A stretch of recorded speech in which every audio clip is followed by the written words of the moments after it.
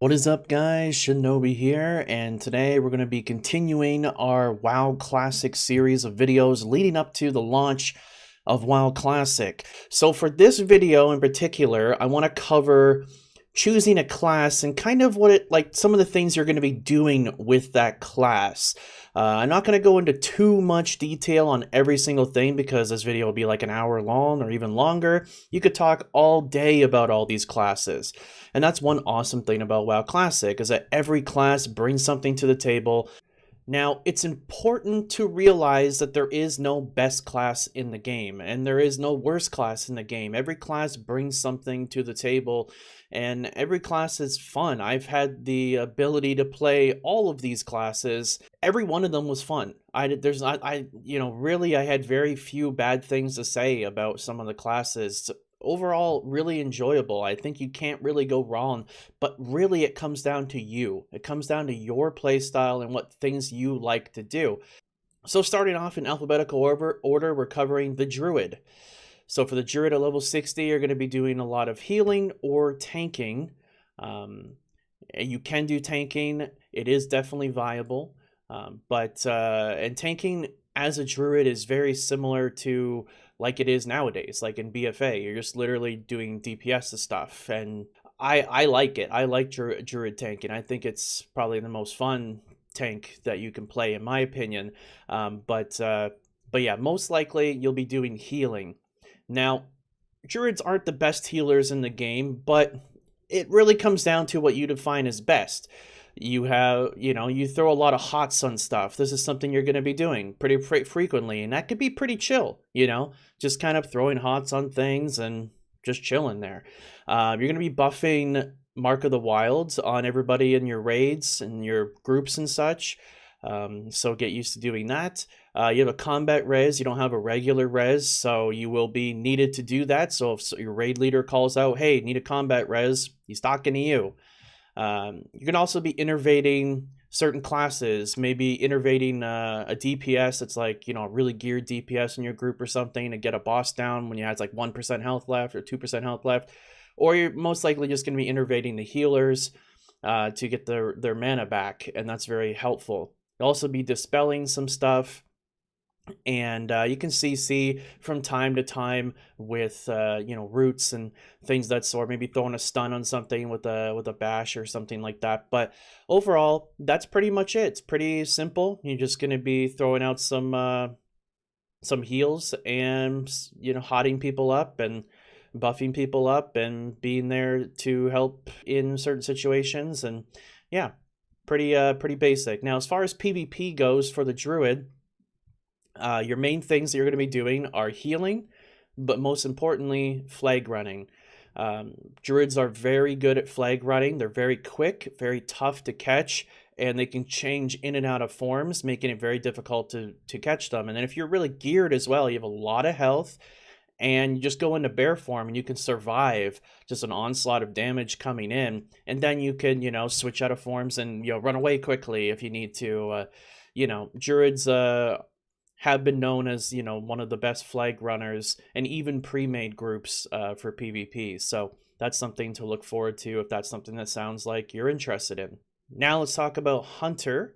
You are going to be in a marksman spec, 31 points into marksman, and depending on how much hit chance you have, the rest of your points are either going to go into survivability, survival, or into Beastmaster. Beastmaster being the one that's going to give you your maximum DPS. Beastmaster with marksman, obviously. Pretty much a lot of what you're going to be doing as a hunter is aim shots and then multi-shots, but only using rank 1 multi-shots because it's way more efficient on your mana. And then on top of that, you're going to be auto-attacking quite frequently and maintaining your pet, making sure your pet is not dying to something or whatever, and rezzing your pet if you need to. You're sometimes going to be kiting mobs. You might be asked to kite a mob to a certain direction because you have your aspect. You can just kind of kite the mob and run with that. If that's not something you're not okay with, I know some people, they don't want any responsibility whatsoever. For the most part, it's pretty chill as a hunter. You're sitting back and just pew-pewing. That's like majority of your gameplay. And on top of that, when you're in dungeons and things, and maybe some other situations, you're going to be trapping some mobs just to help out with a little bit of CC from here or there. But yeah, pretty straightforward. And in PvP, the hunter is best at defending the flag, so being in the flag carrier, being in the flag area with his or her tracking on, because tracking is really great. You can see when players are going to be coming, you can see where players are, and you even can use that to hunt down the enemy flag carrier. And that's a very nice tool to have in Battlegrounds. So that's mostly what you're going to be doing. As any range character that I'm going to talk about on this list, you're mainly trying to stay at range of people and trying not to get too close to the big cluster of people fighting or whatever, because then you're susceptible to getting targeted by multiple people and dying very quickly. As a hunter, like I said, you're just mainly defending and tracking when need be. And if the flag does get out of your flag area, then you're hunting down the flag at that point, and you're communicating. You have to communicate a lot with your teammates. Moving on next here to the Mage. You're gonna be Frost Spec for Phase 1 in Classic, as Molten Core is a fiery place, so you can't exactly throw fire damage out there, but you're going to be Frost. You're going to be puffing Arcane Intellect on a lot of people, so get used to doing that, and then sitting and drinking, and then buffing Arcane Intellect, and then sitting and drinking, such and so forth. You're also going to be Frostbolting a lot, because that's pretty much all you want to do, is just keep spamming those Frostbolts. You're going to be making foods and drinks for some people. Also, on top of this, you're sometimes going to be AoEing. There's some situations where you might want to AoE. You're going to be sheeping stuff. CCing is pretty important. Dispelling things. Wanding a lot. If you run out of mana, you essentially spend all your mana, evocation back up, spend all your mana, and then wand and let your mana regen, and then rinse repeat. So that's pretty straightforward. In PvP, for the Mage, you're an enemy flag carrier killer. So you're the type of person that does a lot of burst damage. You need to be in there. You need to be in the fight and taking down the enemy flag carrier. You sometimes can actually run the flag as well, as it can be tricky to deal with a Mage. They can be quite slippery. Mage is one of those classes that, if I could sum up a Mage very easily for you, if you're one of the best World of Warcraft players in the world, you probably should pick Mage, because it is the one class that is above all other classes if wielded by an extremely good player.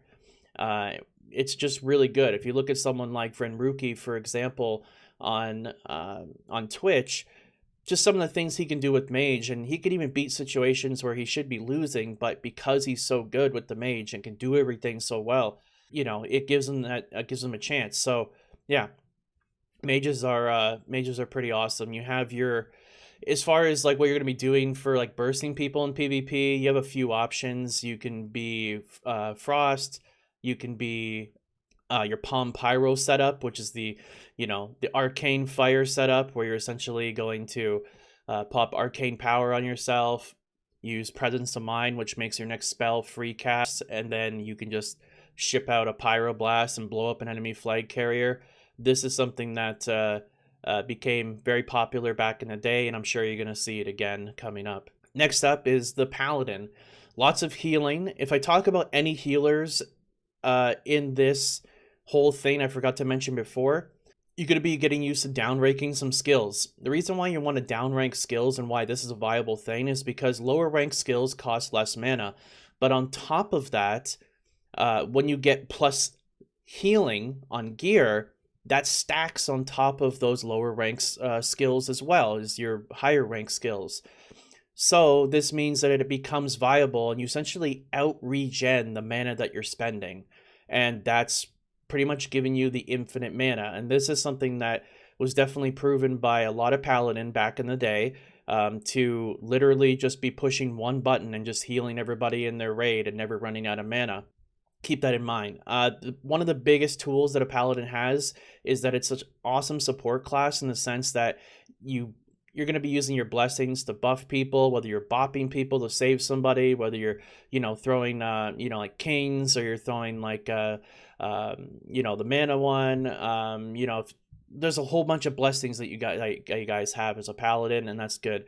Auto attacking as well. Now, I haven't played a paladin in a long time, but what I can say is I remembered that what paladin would do that are healing until you get like really good gear. Essentially, what you're doing is you're auto attacking things and using, I think there's a judgment that gives you mana back, so you can keep like healing. So you're auto attacking and then you're, you know, judging to get your mana back. I believe that is the case. Someone can tell me in the comments if that isn't it. Maybe I'm misremembering. And also you're going to be dispelling stuff and, you know, trying to save people and all that stuff. But yeah, mainly for healing. You can do DPS as a paladin, but you need to have all the gear. Essentially what that means is your tier sets do not come down to giving you, you know, it's not like a DPS tier set, like the hunter one is, for instance, because the hunter's DPS class. So you have to get all the off pieces, which can take a long time to do that, and a lot of those off pieces are typically going to go to warriors first, so it becomes difficult to be able to be a paladin DPSer, and even when you have all that gear, it's still not as good as the other classes, some of the other classes. So but yeah, pretty much that's it for paladin and PvP though. Man, oh man, I have so many stories back in the day of when I was, you know, pushing for rank 13 and doing all that awesome stuff with our pre-made groups, and I played on the Horde, right? So on the Alliance, whenever we would go against this one team, these paladins are so good. Your job as a paladin is to keep the flag carrier alive. You're protecting the flag carrier through your healing, through your protections, things of that sort, through your blessings and all that kind of stuff.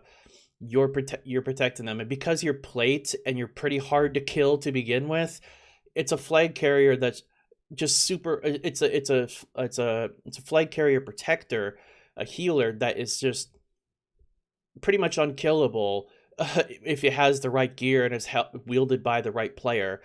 It's just, yeah.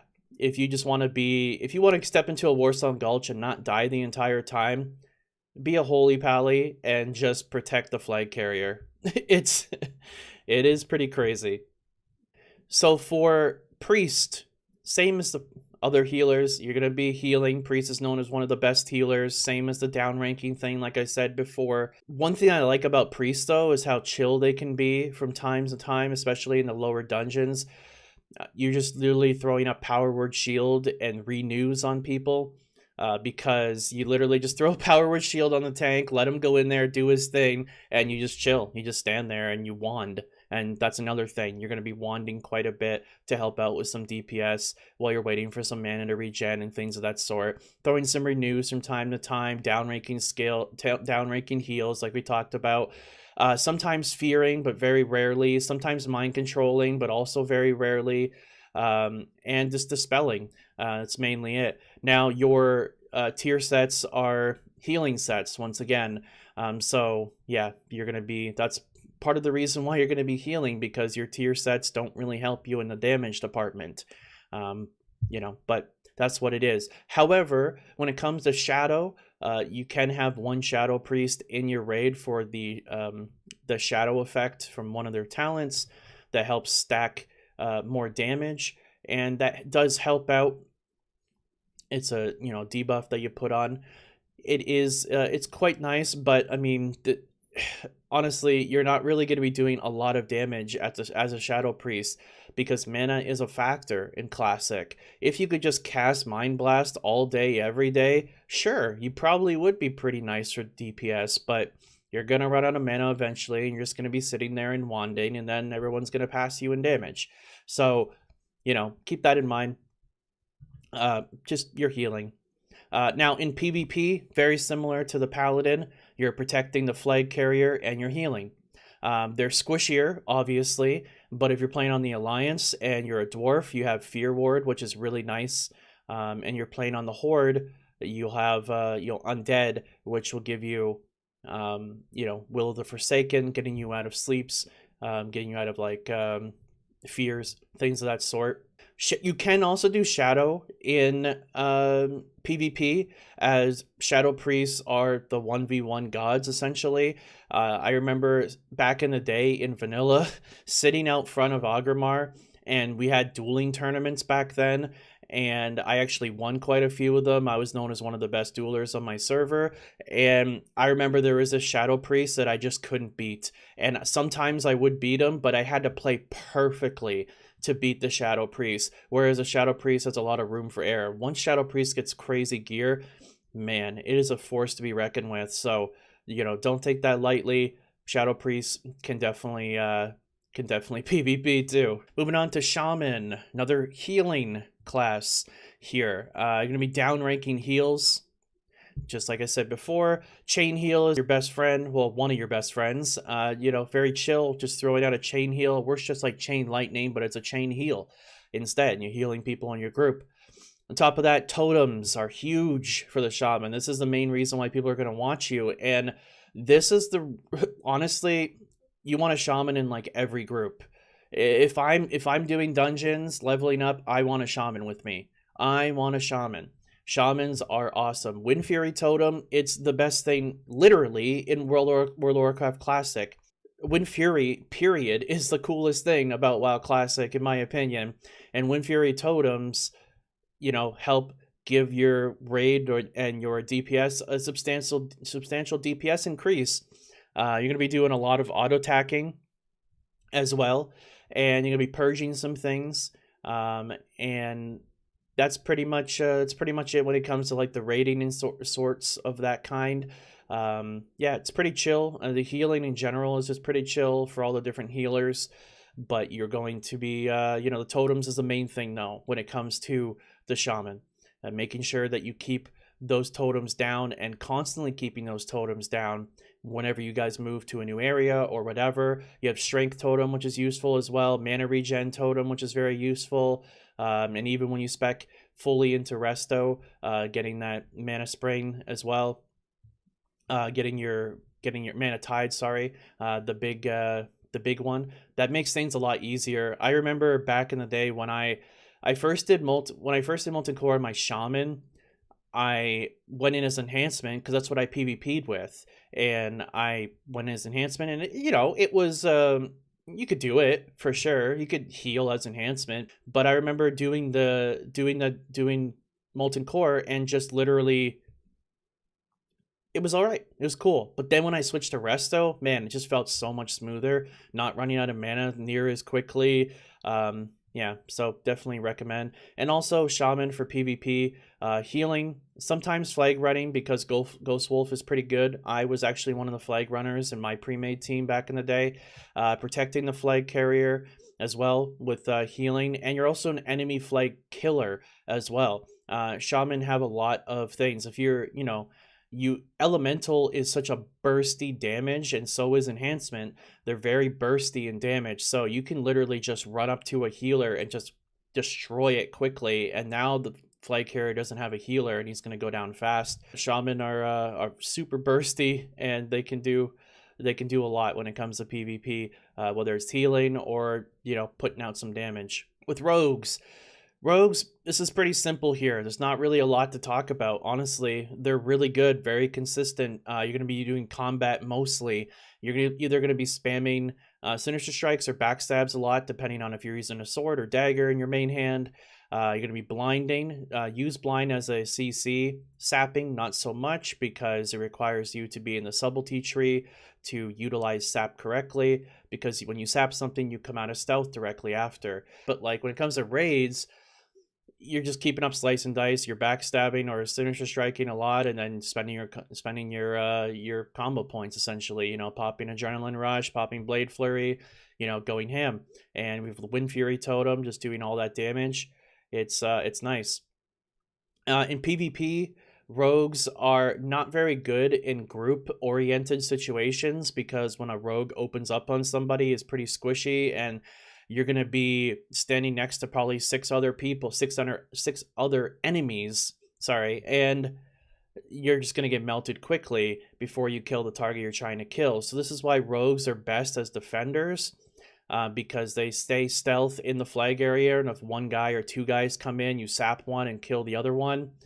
That's kind of, you know, and the hunter is obviously going to help you with that. And then also when you lose the flag, you're a flag enemy killer as well, because you can put out a lot of burst damage from different specs that you play. You can do the hemorrhage, cold blood, prep, eviscerate kind of tactic, where you can just really open up on some crazy damage using things like thistle teas and things like that to really pump out burst damage to get a flag carrier down. Rogues are one of the people that you want to be killing that flag carrier. Moving on next to the warrior. Warriors, you're mainly tanking. You can DPS, but you need the right gear to do so. Same thing as I talked about before with the healing classes.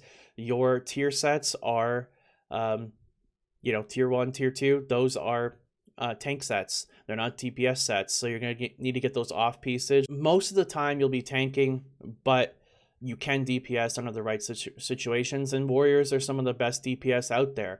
You know, just really comes down to, you know, getting the right gear in order to do that. You have to keep in mind that warriors scale really well, because the more crit you get, the more damage you're going to be doing, and it just helps a lot with your rage, so you can keep using skills more frequently, and they just become better and better and better. Literally from the second you create your warrior at level 1, it only gets stronger until the end of Classic is done. It's always just getting stronger. So that's, you know, if you're in it for the long haul, warrior could be something for you. But don't expect to be, you know, may die, Swifty PvPing it up as soon as you hit level 60. You know, you got to get some gear, and you got to, you know, you got to do that stuff. So also, when it comes to tanking, you're going to be doing, you know, some sunders, making sure you're holding threat. This is just maintaining threats, the main thing. Pulling with a ranged weapon instead of body pulling or charging in. And in PvP, warriors are enemy flag killer, and sometimes a flag carrier as well. I remember one of the pre-made teams that we went against back in the day used the warrior as a flag carrier and had 2 pallies and 1 priest protecting him. It was unkillable. It was so hard to kill that guy, and he was super geared too. So it really comes down to how good your gear is. You know, that's one thing that a lot of people forget about vanilla, is that it wasn't about, like, a lot of people think as a druid as a flag carrier, which is true, but that's a little gimmicky, to be honest. Like grabbing the flag when no one's looking and running, and, you know, oh, they'll never see me, and oh, by the time they see me, I'm already there and capping the flag. No, when you're going up against a pre-made team, they know where you are at all times. They know where everybody is at all times, and they are coordinating at all times. You're not just going to simply walk in and grab the flag and just run in by yourself solo.